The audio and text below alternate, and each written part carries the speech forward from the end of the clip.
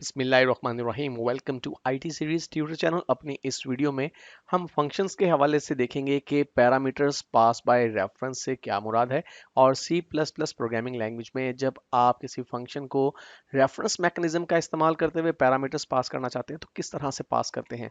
Topic को theoretically cover करने के बाद आखिर में एक प्रोग्राम की मदद से हम इस कॉन्सेप्ट की प्रैक्टिकल इंप्लीमेंटेशन भी देखेंगे। तो आइए वीडियो का आगाज करते हैं और सबसे पहले देखते हैं कि पैरामीटर्स पास बाय रेफरेंस से क्या मुराद है। तो फंक्शंस को पैरामीटर्स पास करने का एक ऐसा मैकेनिज्म जिसमें एक्चुअल पैरामीटर्स की एक कॉपी प्रोड्यूस नहीं होती और वो कॉपीड वैल्यूज फॉर्मल पैरामीटर्स में यूज नहीं होती, बल्कि आपके एक्चुअल पैरामीटर्स का रेफरेंस यानी आपकी मेमोरी में आपके एक्चुअल पैरामीटर्स के लिए जो मेमोरी लोकेशन रिजर्व की गई है उसका एड्रेस पास किया जाता है पैरामीटर के तौर पे फंक्शन को। और इस मकसद के लिए फॉर्मल पैरामीटर्स के साथ एम्परसेंड का साइन इस्तेमाल किया जाता है। जब भी फॉर्मल पैरामीटर्स के साथ एम्परसेंड का साइन यूज होगा इसका मतलब ये होगा कि हम पैरामीटर्स पास कर रहे हैं रेफरेंस के तौर पे, रेफरेंस मैकेनिज्म का इस्तेमाल कर रहे हैं। हम प्रीवियस वीडियो में पैरामीटर्स पास बाय वैल्यू को बहुत डिटेल से देख चुके हैं और वहां पर हमने ये बात डिस्कस की थी कि जब आप वैल्यूज को पैरामीटर्स के तौर पे पास करते हैं तो आपके एक्चुअल पैरामीटर्स की वैल्यूज की एक कॉपी प्रोड्यूस हो जाती है और फिर वो कॉपी स्टोर होती है आपके फॉर्मल पैरामीटर्स में। इसका मतलब ये हुआ कि फॉर्मल पैरामीटर्स के लिए अलग मेमोरी लोकेशंस रिजर्व की जाती हैं और एक्चुअल पैरामीटर्स के लिए अलग मेमोरी लोकेशंस रिजर्व की जाती हैं। इसी वजह से फॉर्मल पैरामीटर्स में अगर किसी किस्म की कोई तब्दीली वाकया होती है फंक्शन की कोडिंग की वजह से तो एक्चुअल पैरामीटर्स की वैल्यूज पर उसका कोई इफेक्ट नहीं पड़ता। लेकिन जब आप पैरामीटर्स को रेफरेंस के तौर पे पास करते हैं इस सूरत में आपके फॉर्मल पैरामीटर्स के लिए अलग मेमोरी लोकेशंस रिजर्व नहीं होती, बल्कि आपके एक्चुअल पैरामीटर्स की जो मेमोरी लोकेशन है उसे एक दूसरा नाम असाइन कर दिया जाता है। आप ये अज्यूम कर लीजिए कि एक ही मेमोरी लोकेशन है, अब उसे दो डिफरेंट नामों की मदद से एक्सेस किया जा सकता है। इसका मतलब ये हुआ कि मेमोरी लोकेशन तो एक ही रहेगी, सेम ही रहेगी एक्चुअल और फॉर्मल पैरामीटर्स के लिए, लेकिन फॉर्मल पैरामीटर में हम उसे किसी डिफरेंट नाम से एक्सेस कर सकते हैं जबकि एक्चुअल पैरामीटर के तौर पे हम उसे किसी डिफरेंट नाम से यूज कर रहे होते हैं। और इसका सीधा सीधा मतलब ये भी है कि अब चूंकि एक सिंगल मेमोरी लोकेशन में मौजूद वैल्यू को दो डिफरेंट नामों से एक्सेस किया जा रहा है, तो अगर आपके फंक्शन का कोड आपके पैरामीटर्स की वैल्यू में कोई तब्दीली करता है, यानी आपके फंक्शन के कोड की वजह से पैरामीटर्स में स्टोर्ड वैल्यूज चेंज होती हैं, तो फिर आपके एक्चुअल पैरामीटर्स की वैल्यूज भी चेंज हो जाती हैं। तो आइए अब देखते हैं कि किस तरह से आप पैरामीटर्स को रेफरेंस के तौर पे पास करते हैं। इसे एक एग्जांपल की मदद से हम समझते हैं।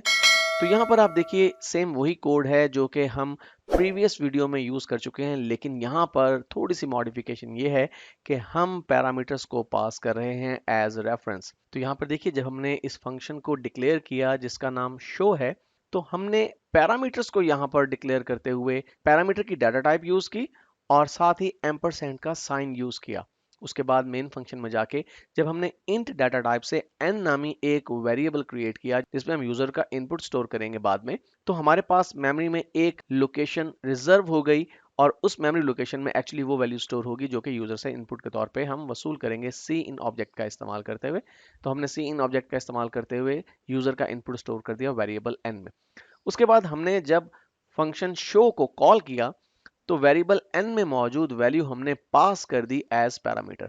लेकिन यहां पर देखें अगर आप फंक्शन की डेफिनेशन में, हमने फंक्शन डेफिनेशन में जब पैरामीटर्स को डिफाइन किया है तो देखिए इंटीजर डाटा टाइप के साथ हमने एम्परसेंड नम यूज किया है। अब नम तो हो गया हमारे फॉर्मल पैरामीटर का नाम, जबकि एम्परसेंड हम इसलिए यूज कर रहे हैं क्योंकि हम पैरामीटर्स पास कर रहे हैं एज रेफरेंस। और उसके बाद देखिए कि इस फंक्शन की बॉडी में हमने जब सी आउट ऑब्जेक्ट का इस्तेमाल करके उस वेरिएबल में मौजूद वैल्यू को डिस्प्ले करवाया, तो एक्चुअली जब हम नम नामी वेरिएबल को यहां पर यूज कर रहे हैं तो n वेरिएबल की कॉपीड वैल्यू एक्सेस नहीं हो रही बल्कि एक्सेस किया जा रहा है उस पर्टिकुलर मेमोरी लोकेशन को जो कि रिजर्व की गई थी वेरिएबल n के लिए और वहां पे मौजूद वैल्यू ही डिस्प्ले करवाई जा रही है। आइए अब एक प्रोग्राम की मदद से हम इस कॉन्सेप्ट को मजीद क्लियर करते हैं। यहाँ पे आप स्क्रीन पर देख सकते हैं कि डेव सी प्लस प्लस में मैंने पहले से एक प्रोग्राम टाइप और सेव कर रखा है। इससे पहले कि हम इस प्रोग्राम के कोड को अंडरस्टैंड करें मैं ब्रीफली बता दूं कि ये प्रोग्राम करेगा क्या। यहाँ पे हम दो वेरिएबल्स डिक्लेयर करेंगे और उन दो वेरिएबल्स में दो डिफरेंट वैल्यूज हम स्टोर करवाएंगे। यूजर से इनपुट करदा वैल्यू स्टोर की जाएंगी उन दो वेरिएबल्स में। उसके बाद हम अपने फंक्शन की मदद से उन वैल्यूज को स्वैप करेंगे, यानी वेरिएबल ए की वैल्यू को हम रिप्लेस कर देंगे वेरिएबल बी की वैल्यू से, और वेरिएबल बी की वैल्यू को हम रिप्लेस कर देंगे वेरिएबल ए की वैल्यू से। अब ये काम विद इन फंक्शन किया जाएगा और उसके बाद हम देखेंगे कि क्या वो वैल्यूज हमारे उन एक्चुअल वेरिएबल्स ए और बी में रिप्लेस हो चुकी हैं फंक्शन को कॉल होने के बाद या नहीं, वो वैल्यू स्वैप हुई हैं या नहीं। और यहाँ पर हम पैरामीटर्स पास बाय रेफरेंस का इस्तेमाल करेंगे। तो देखिए सबसे पहले हमने अपने फंक्शन को डिक्लेयर किया लाइन नंबर 3 पे वाइड डाटा टाइप के साथ, यानी हमारे ये फंक्शन कोई वैल्यू रिटर्न नहीं करेगा। हमारे फंक्शन का नाम स्वैप है और ये पैरामीटर के तौर पे दो वैल्यूज एक्सेप्ट करेगा, दोनों इंटीजर टाइप वैल्यूज हैं।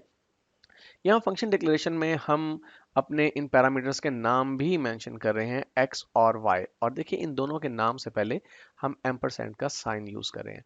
अगर आप अपने फंक्शन के डिक्लेरेशन में अपने पैरामीटर्स के नाम डिक्लेयर नहीं करते तो फिर आपको सिंपल एम्परसेंड के साइंस कॉमा सेपरेशन की मदद से यूज करने होंगे, यानी int ampersand comma int ampersand. उसके बाद हमारा ये फंक्शन क्या करेगा वो देख लेते हैं पहले, और उसके बाद हम अपने मेन फंक्शन में जंप करेंगे। तो हमने अपने फंक्शन को डिफाइन किया है लाइन नंबर 24 पे। तो यहाँ पर देखिए हमने दोबारा से void swap int ampersand x comma int ampersand y का इस्तेमाल किया, यानी हम डिफाइन कर रहे हैं यहाँ पे अपने फॉर्मल पैरामीटर्स को।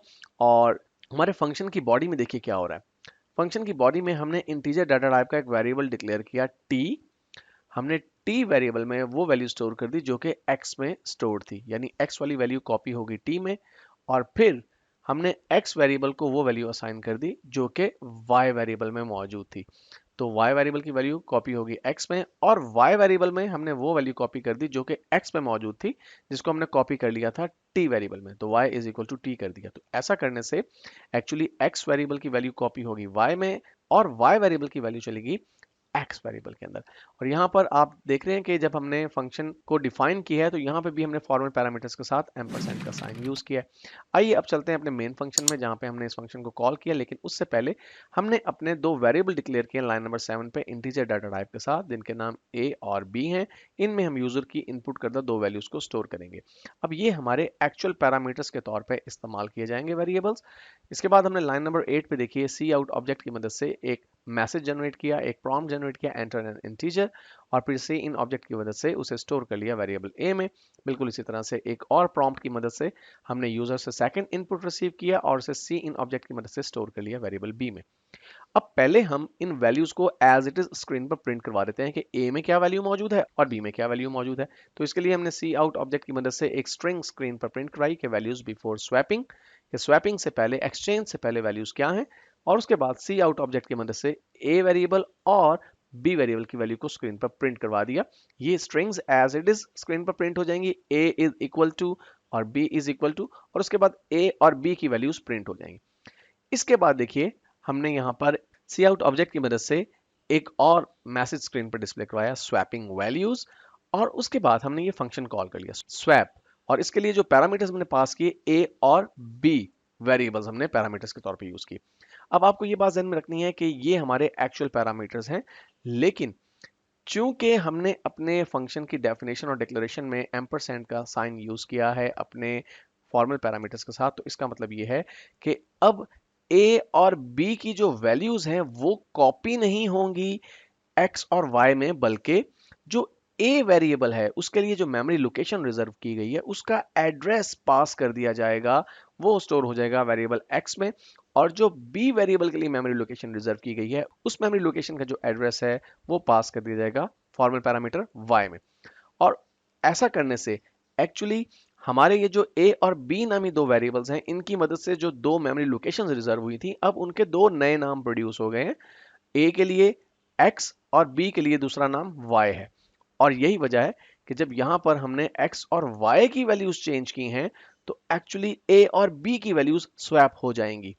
तो यहाँ पर देखिए हमने दोबारा से एक मैसेज जनरेट किया वैल्यूज आफ्टर स्वैपिंग के एक्सचेंज के बाद वैल्यूज क्या हो गई हैं, और उसी कोड को हमने रिपीट कर दिया जो कि हमने लाइन नंबर 13 और 14 पे टाइप किया था, यानी a और b वेरिएबल की वैल्यूज प्रिंट करवा दी और साथ ही ये स्ट्रिंग्स भी अटैच कर दी। तो मैं इसे कंपाइल और एग्जीक्यूट करता हूं तो देखिए हमारे पास एंटर एन इंटीजर का मैसेज आया, तो मैं 30 की वैल्यू एंटर करता हूं। अब ये स्टोर हो जाएगी वेरिएबल ए में, और 50 की वैल्यू में एंटर करता हूं जो कि स्टोर हो जाएगी वेरिएबल बी में। अब देखिए हमारे पास मैसेज आया वैल्यूज बिफोर स्वैपिंग, एक्सचेंज से पहले ए की वैल्यू 30 है और बी की वैल्यू 50 है, लेकिन स्वैपिंग के बाद ए की वैल्यू 50 और बी की 30 होगी। तो इस तरह से पैरामीटर्स पास बाय रेफरेंस का मैकेनिज्म काम करता है।